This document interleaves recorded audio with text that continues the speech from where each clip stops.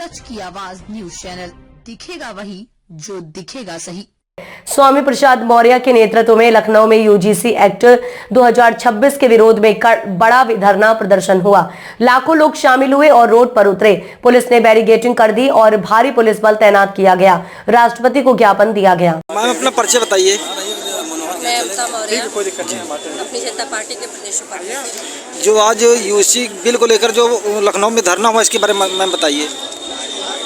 इस धरना को देने का एक ही मकसद है, जो यूसीजी बिल लागू हुआ है और उस पर रोक लग गया। तो रोक लगने के बाद जब लागू हुआ तो लोग बड़े खुश हुए कि लड्डू बट रहा है।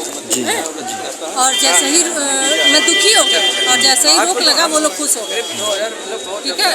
और अब क्या है कि इतना मतलब SC ST OBC को प्रताड़ित किया जा रहा है। कॉलेज में, हॉस्पिटल में, रोजगार में, बिजनेस में, मैंने हर जगह दबाया जा रहा है।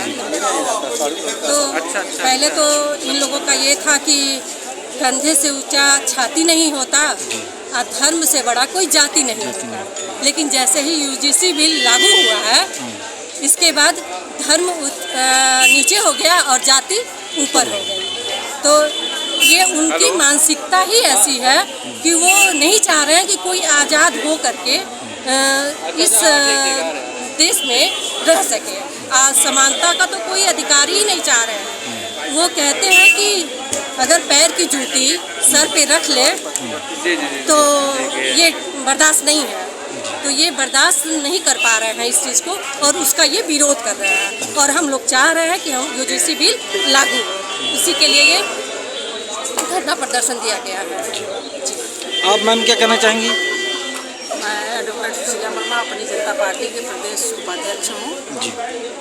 आज हम लोग यहाँ यूजीसी बिल जो कि रोक लग गई है SC द्वारा, सुप्रीम कोर्ट द्वारा इसको लाया गया था ताकि जो हमें संविधान द्वारा समानता का अधिकार मिला है वो अभी कॉलेजों में, बहुत सारे विभागों में पूर्ण रूप से अभी लागू नहीं है। बहुत सारे बच्चे, बहुत सारे अधिकारी जो कि आत्महत्या करने पर मजबूर हो गए हैं। और इसी को लागू करने के लिए जो लाया गया था बिल, उस बिल को कुछ तथाकथित लोगों द्वारा, जिनकी मानसिकता अभी भी उस दौर से जो पहले दौर में था, मानसिकता भेदभाव वाला, वो अभी निकली नहीं है।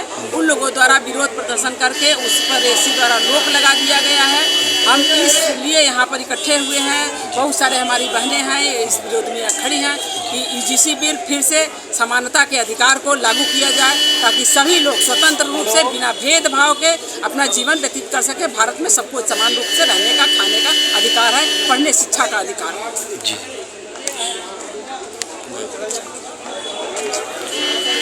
सर अपना परिचय बताइए। शैलेंद्र मौर्य, जिला अध्यक्ष, अपनी जनता पार्टी मिर्जापुर। तो आज यहाँ पर उपस्थित होने का सभी लोगों का एक ही उद्देश्य है कि यूजीसी बिल के समर्थन में उसको लागू किया जाए। और ये समानता का अधिकार पहले से भी हम लोग मांगते रहे और संविधान भी कहता है कि समानता सभी लोगों को होनी चाहिए। उसी अधिकार के लिए हम लोग लड़ रहे हैं। आप समझे, जो लोग इसके विरोध में थे और क्या उनके साथ कभी दुर्व्यवहार हुआ है यूनिवर्सिटी में, चाहे समाज में हो, चाहे घोड़ी चढ़ने पे मारा गया हो, या मूछ रखने पे मारा गया हो, या पानी पीने पे मारा गया हो, तो हमेशा OBC समाज और दलित पिछड़ों के साथ ही ये भेदभाव हुआ है। और उसी अधिकार के लिए, जबकि समानता के लिए और समानता के लिए डिमांड करना, ये प्रकृति और ब्रह्मांड का नियम है कि आप अगर मानव हैं तो समान रहिए। लेकिन एक ऐसा वर्ग है जिसका मतलब सत्ता ही इसी बल से चलती है कि आप भेदभाव करते रहिए। हक अधिकार से पिछड़ों और दलितों को वंचित कर दिया जाए। मलाई खाने के लिए जब भी होता है, जैसे धर्म की लड़ाई करनी होती है, तो सभी पिछड़ों दलितों को हिंदू बताया जाता है। लेकिन जब अधिकार की बात आती है तो वो अलग हो जाते हैं। मलाई वाली जगह पे चाहे आप कार्यपालिका हो, न्यायपालिका हो, चाहे विधायिका हो, हर जगह वर्चस्व में एक ही वर्ग है। तो जब तक उनका वर्चस्व रहेगा वो चाहेंगे कि हमारा ये वर्चस्व क्यों छिन जाए। यूजीसी बिल और बहुत बड़ा चीज़ नहीं है, एक एक्ट बनाया गया जिससे एक संगठन मतलब एक काउंसिल बनाया जाएगा जहाँ पे अगर पिछड़े दलितों के साथ कभी भी दुर्व्यवहार और भेदभाव होता है तो उस कमेटी में जाकर अपनी शिकायत दर्ज कर सके। ऐसा कौन सी बड़ी चीज़ हो गई कि मतलब जिसके विरोध में ये एक समाज सवर्ण समाज उतर गया कि इसका विरोध कर रहा है, जबकि लोग समानता के ही अधिकार के लिए तो कर रहे हैं, मानवता के से जीना ही तो चाह रहे हैं। 78 साल हो गए आज़ादी को, हम हंसी आती है।